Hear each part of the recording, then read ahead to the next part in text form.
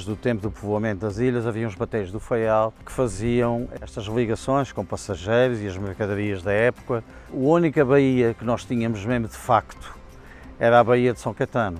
O que é que acontece? O Pico produzia muito vinho e bastante fruta. Com a passagem da Madalena a Conselho, em 1723, houve uma aposta muito forte para que os barcos de boca aberta, os chamados barcos do Pico, fossem construídos. Todas as freguesias tiveram os seus barcos, isto a partir do século XVIII, no início do século XVIII. Desde São Caetano à Madalena, todas as freguesias praticamente possuíam barcos. Isto teve uma importância vital, porquê? Foi uma forma de exportação e foi uma forma de todos os agricultores verem um outro mercado aberto e poderem, através dos seus barcos e não estarem dependentes de terceiros, levar tudo aquilo que eram os vinhos, as aguardentes e as frutas para a ilha vizinha. Como a ilha vizinha já era escavada naquela época por navios de maiores dimensões, a Ilha do Pico conseguiu atingir com estes seus produtos mercados, inclusivamente nos Estados Unidos ou na Europa. Mais tarde veio-se juntar a isto os cacetes. Os cacetes era madeira que era para consumo doméstico da cidade da Horta e depois, ainda posteriormente, já nos finais do século XIX, para abastecer a central elétrica que trabalhava a carvão na altura. E tudo isto era transportado na época com os barcos do Pico, ou seja, nesta fronteira os barcos do Pico foram o grande pilar de desenvolvimento económico nestas trocas comerciais entre o Pico e o Faial e a partir do Faial para o resto do mundo.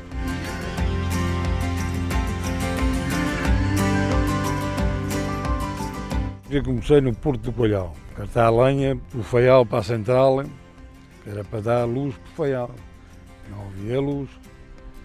E era achas de lenha que a gente ia cortar para cima e era lenha que a gente chamava cacetes. Levava-se menos lenha para levar a carga das pessoas da freguesia. Havia meia pipa de vinho, uma pipa de vinho. Do Faial a gente trazia milho e maçaroca. Trazia-se também, fiava o cais cheio.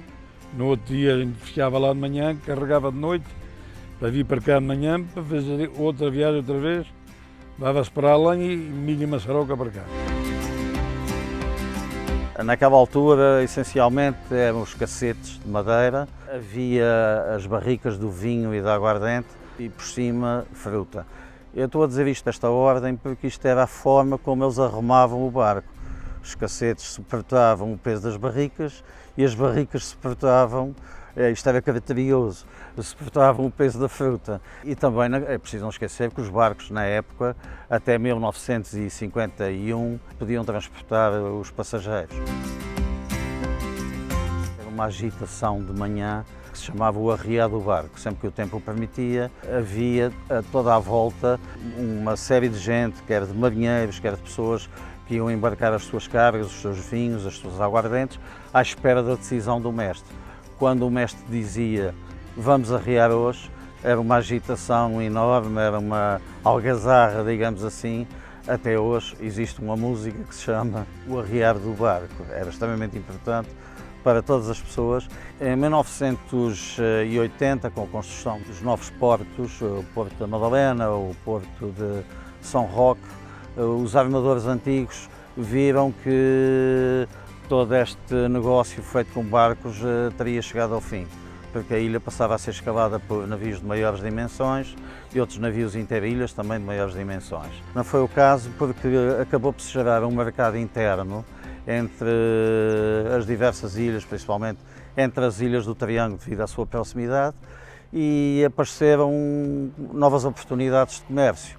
Hoje em dia estes barcos transportam botijas de gás, transportam carros, transportam forragens, transportam forragens para o gado, continuam a levar vinhos para o Pico e para o Faial, trazem queijo de São Jorge, atados de alumínio, etc, etc. Seria exaustivo estar a dizer tudo, mas muita coisa mesmo. Ainda foram utilizados barcos de madeira, o último foi o Adamastor, que ainda foi utilizado aqui no canal até o ano 2007. A partir daí foram totalmente substituídos pelos barcos de ferro.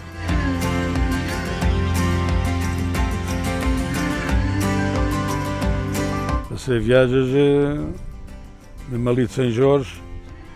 Teve um dia que até o comandante não me podia deixar sair lá de São Jorge. Estava mesmo feio, estava vacas 12 metros, mas não tinha só 12 metros. Eu fui 4 horas de São Jorge até o Faial. Quando uma pessoa agarrava a terra, e mesmo, tem muito, uma pessoa vinha para aqui e ia ter lá o Coalhau, para depois vir para aqui para diante, para proar para o lado. Tinha que se continuar, a nossa vida era aquela.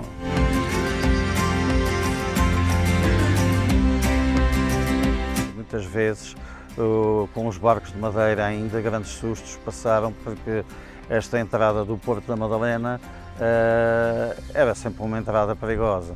E já com a construção da doca, o barco Adamastor, uma vez que vinha bastante carregado e o tempo alterou-se de repente, tiveram que deitar carga ao mar, inclusivamente sacos de farinha, trigo, tiveram que deitar ao mar porque o barco estava a embarcar muita água aqui na zona da barca, que fica aqui um pouco a norte do Porto, para chegar ao Porto ainda fora d'água. Depois da motorização dos barcos havia alguns códigos, que era o martelo em cima da casa da máquina, que era para transmitir esse som ao motorista. Ele tinha uma pancada que era máquina desembreada, 2 pancadas que era para dar a ré para sair, porque os barcos saíam aqui do Porto, era a ré, e 3 pancadas era para dar a meia volta e força, para se dirigir ao Porto de destino. Uma vez o mestre que estava à popa constatou que vinha uma vaga aqui do noroeste, essa vaga vinha a cobrir o cais e o maquinista estava na casa da máquina. E ele deu as 2 pancadas para ele aguentar o barco à ré para que a água não galgasse a popa do barco.